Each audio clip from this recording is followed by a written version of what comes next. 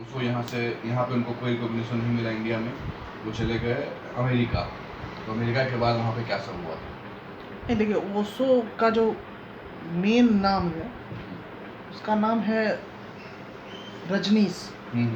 यहाँ ओशो रजनीश के नाम से वो फेमस है, ठीक है।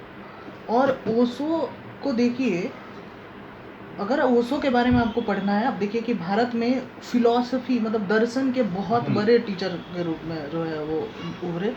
और हाँ, और जो व्यक्ति जो है दर्शन को इस एक तरीके से समझिए, तो जो व्यक्ति दर्शन का अध्ययन करता है वो इस तरीके का व्यक्ति होता है कि जैसे कि वो कहेगा कि ये दीवार देख रहे हो, ये दीवार है। हाँ, आप कहेंगे कि हाँ दीवार तो है, बोला नहीं दीवार नहीं है ये। हाँ, ये कहेगा कि ये देख रहे हो कि ये बोर्ड है। हाँ, आप कहेंगे हाँ बोर्ड तो है, बोला कि नहीं बोर्ड नहीं है। आप तो जब आप मेरी बात में कॉन्ट्राडिक्शन कर रहे हैं, आपके बात में कॉन्ट्राडिक्शन करेगा। आपको दिखाएगा कि ये देख रहे हो कि ये प्लस का साइन है।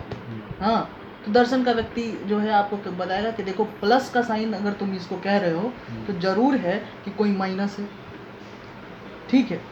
मतलब दर्शन का व्यक्ति जो है हर चीज में क्वेश्चनिंग माइंड का होता है और वो व्हाट शुड बी पे जो है बात कर रहा होता है, ठीक है। मतलब तार्किक व्यक्ति ही दार्शनिक हो सकता है, यानी जो लॉजिकली किसी चीज को सोचे, रैशनली सोचे, ठीक है। और ओशो रजनीश के तर्क को कोई जो है इस तरीके से नहीं काट सकता है जिस तरीके से वो तर्क दिया। यानी ओशो रजनीश को आप उसकी ख्याति को सेम टू सेम इस तरीके से आंक सकते हैं जो 3-4 हजार वर्ष पहले जो सोक्रेट्स का जो कहीं थोड़ा पहले सल चिकित्सक नहीं, वो तो चरक है, सॉरी।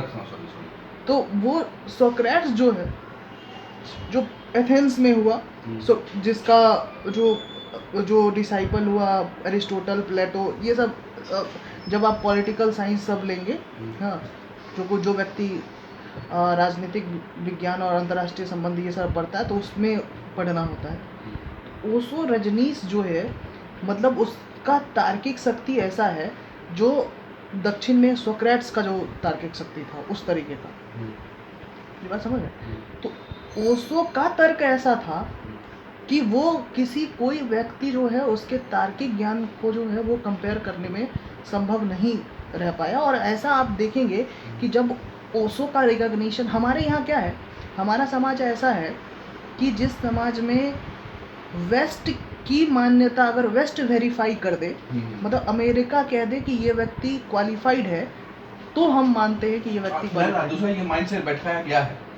कुछ लोगों को हम भी यूट्यूब पे सुने, वो उनका कहना है कि स्टैनफोर्ड यूनिवर्सिटी है, कैम्ब्रिज यूनिवर्सिटी है, जो भी यूनिवर्सिटी है वो ठीक है, वो यूनिवर्सिटी है, लेकिन वहाँ जो कहा जाता है उसको ब्रह्म ज्ञान में मान के पूरे ब्रह्मांड में ये बताया जाता है कि अरे वहाँ जो कह दिया गया वही है।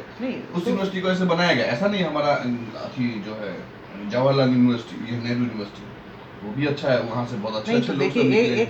एक बात समझिए कि जो व्यक्ति ये बात कह रहा है कि वहाँ MIT और जो इतना बड़ा इंस्टीट्यूट है, जो यूनिवर्सल स्टैंडर्ड है यूनिवर्सिटी का, ठीक है, जिसके बेसिस पे एजुकेशन दिया जा रहा है, उस बेसिस पे तो नो डाउट बहुत अच्छा इंस्टीट्यूट है वो लोग, ठीक है, आज के आम जनजीवन में।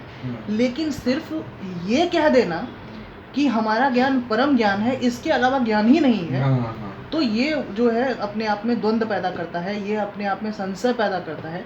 ये बताता है कि आप जो है, एक बात समझिए कि जैन धर्म में एक जो है सिद्धांत है, हाँ, जिसमें ये कहता है कि सत्य के अनेक रूप होते हैं। जैसे कि हाँ, उसको जैन धर्म में ये कहा जाता है कि जैसे 6 है तो आपके लिए 6 होगा, लेकिन टेबल के दूसरे तरफ जो है कोई व्यक्ति बैठा है तो उसके लिए वो 9 हो सकता है। तो 6 become 9 when you sit outside the table और in opposite of the person you talk to। तो मतलब ये है कि आप ओशो रजनीश की चर्चा कर रहे थे, तो ओशो रजनीश भारत में एक बड़े टीचर रहे, जब यहाँ से निकले वो, ठीक है, तो तर्क का ज्ञान किस व्यक्ति को ज़्यादा होगा, कौन व्यक्ति तार्किक होगा, तर्क को कौन समझेगा? तर्क को वही समझेगा जो तार्किक लेवल पे जो है आदमी को, जैसे कि आप बात करें कि एडवर्ड आइंस्टाइन कौन थे? यहूदी थे, और वर्ल्ड वॉर सेकेंड के कंडीशन से पहले जो है वो हिटलर क्या कर रहा था? अपने यहाँ पूरा जेनोसाइड कर रहा था, ज्यूस सबका। उसको इस घटना को प्रोग्राम्स कहते हैं। प्रोग्राम्स मतलब क्या है कि किसी नस्ल और जाति को अगर ख़त्म करना है, उसके लिए जो टेक्निकल वर्ड है वो प्रोग्राम्स आता है। तो प्रोग्राम्स चला के रखा था ज्यूस के खिलाफ, ज्यूस ही नहीं, नॉन आर्यन रेस सबके खिलाफ। मेरी बात समझे? तो ये हिटलर इस बात को कहा। अच्छा, इसके बाद हिटलर तो ये काम किया। हिटलर के डर से एक व्यक्ति था जो वहाँ से भागा, जिसका नाम था आइंस्टाइन, और वो रहा कहाँ? अमेरिका में। और अमेरिका में रहने के बाद वो व्यक्ति, यानी जर्मनी से भाग कर वो जो ज्यूज था, वो व्यक्ति बाद में अल्बर्ट आइंस्टाइन बताया, जो आधुनिक समय में ये कहा जाता है कि वो सबसे अधिक विज्ञान की दुनिया में अगर सबसे अधिक किसी का दिमाग चला है तो अल्बर्ट आइंस्टाइन का चला है।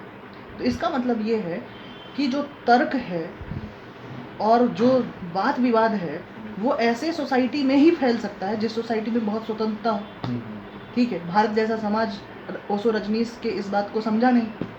और ओशो रजनीश जब अमेरिका गए और उनके तार्किक ज्ञान को जब लोग समझा और उनको जाना, ऐसा हुआ धीरे धीरे कि वो पूरा का पूरा एक शहर अपने आप में बसा लिए।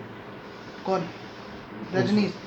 और उस समय के जो प्रेसिडेंट हुआ करते थे, रैगन नाम था उनका, उनको ये डर हुआ कि ओशो रजनीश जब अमेरिका के अंदर एक धीरे धीरे शहर बसाया, अपना कानून चला रहा है, सब कुछ उसका अपना है, ठीक है, ये वैसे ही है जैसे कि आप एक महर्षि महेश का नाम सुने होंगे, जो भारत में था, भारत में किसी दूसरे समुदाय से आते थे, ठीक है, और उनका ये था कि वो भी भारत में जो है वो चाहते थे कि अच्छे पोजीशन पे जाएं। मतलब अगर कोई व्यक्ति अगर पंडिताई कर, कोई व्यक्ति अगर पंडित बनना चाहता है तो उसका परम ज्ञान क्या होगा? महामंडलेश्वर बनना है। जैसे कि आप अगर कोई तैयारी कर रहा है कोई व्यक्ति, तो उसका अंतिम क्या होगा? IAS बने, IPS बने, ठीक है। तो वो महर्षि महेश भी इंडिया से भागे क्योंकि उनको महामंडलेश्वर नहीं बनाया गया।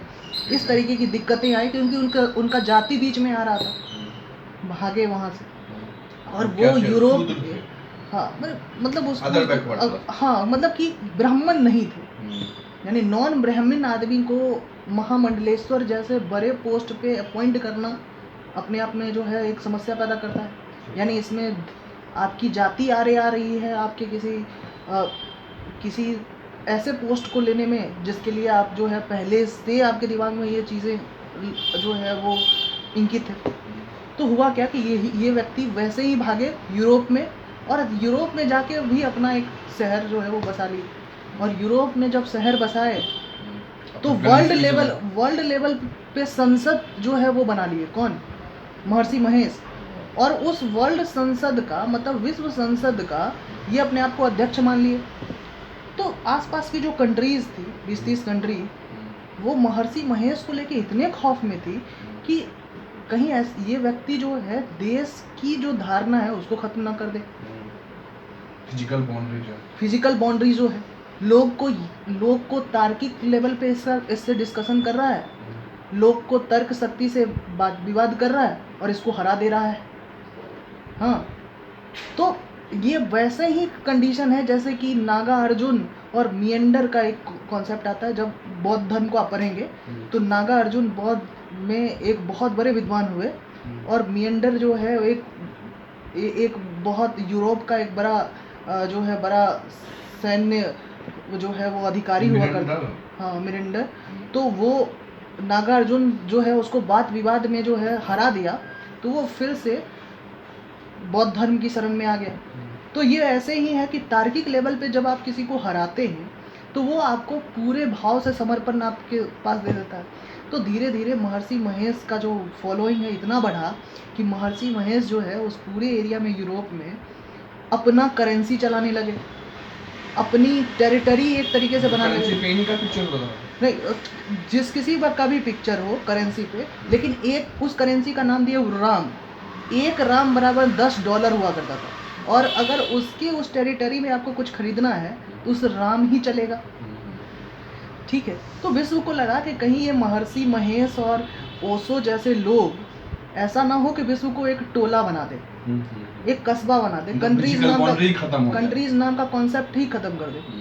तो बहुत सारे जो लोग हैं जिनको ऐसा कहा जाता है कि अमेरिका और ऐसे बहुत सारे जो लीडर्स हैं वो क्या किए कि इसको धीरे धीरे स्लोली जो है इनको स्लो पॉइजन दिया गया, कॉन्स्पिरेसी रचा गया, और इसके तहत जो है इनको अपने मार्ग से हटाया गया।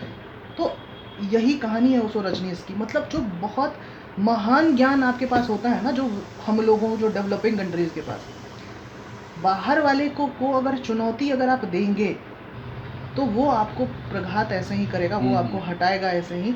सेम बात आप देखिए कि जो हम लोगों के डेवलपिंग कंट्री में, जैसे इमरान खान जो है अपने लीग से अलग हुआ, इमरान खान अपने लीग से अलग हुआ, वो जो है अपनी आर्मी के खिलाफ हो गया।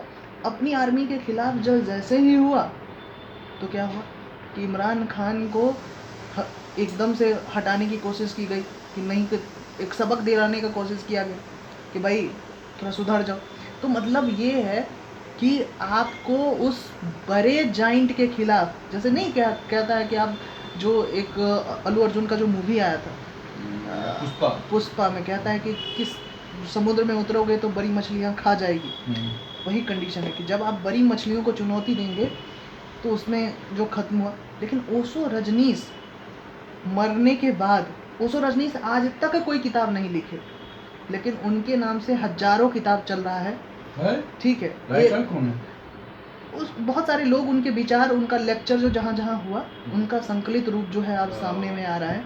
और ओशो रजनीश का जो विचार है, मतलब एक व्यक्ति को ये वैसे ही है, हम कहें कि सोक्रेट्स से जुड़ा हुआ है।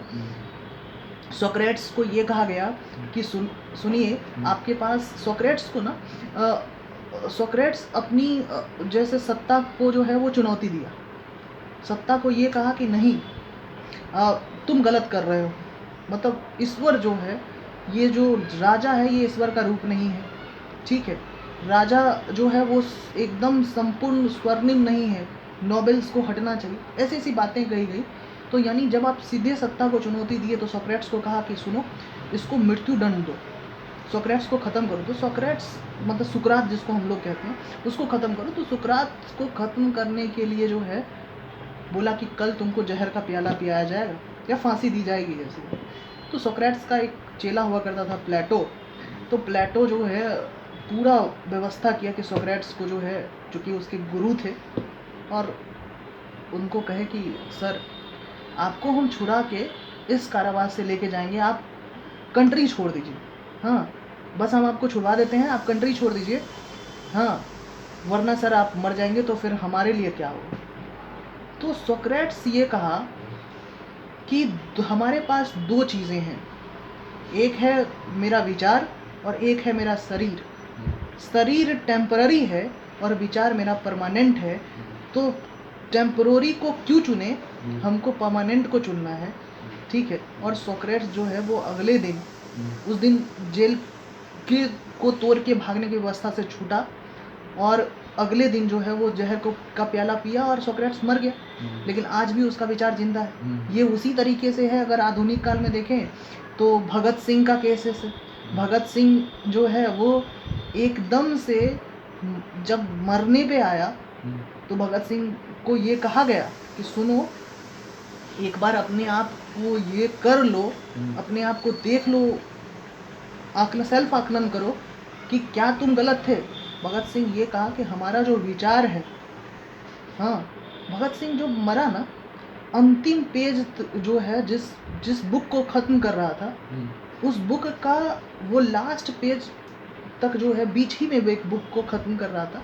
ये बुक लिख रहा था? नहीं, पढ़ रहा था। कोई बुक लिख नहीं रहा था, पढ़ रहा था। और ये बुक जो है वो कम्युनिस्ट विचारधारा से जुड़ा हुआ।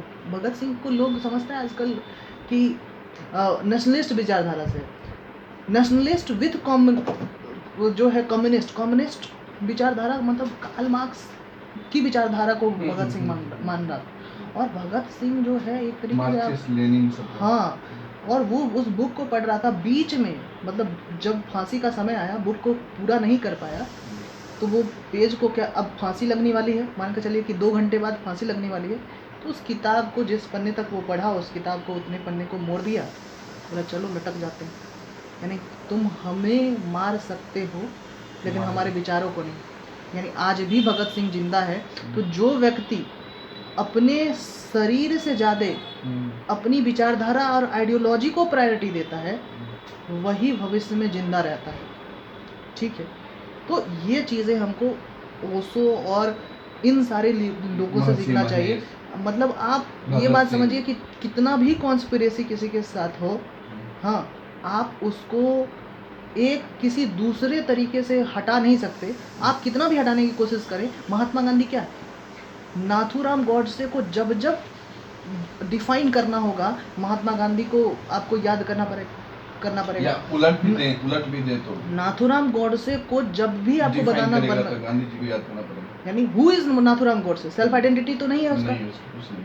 Nathuram He is the Godse killer of Mahatma Gandhi. Killer of Mahatma या गांधी, यानी killer ही उस बोलो, विचारधारा को मारा है ना। हाँ, मतलब शरीर को मारते विचारधारा को नहीं मारता। तो महात्मा गांधी जो व्यक्ति है, आप किसी व्यक्ति को जब आप खत्म करते हैं, तो एक बात समझिए, विचारधारा जो है वहां से जन्म लेता है।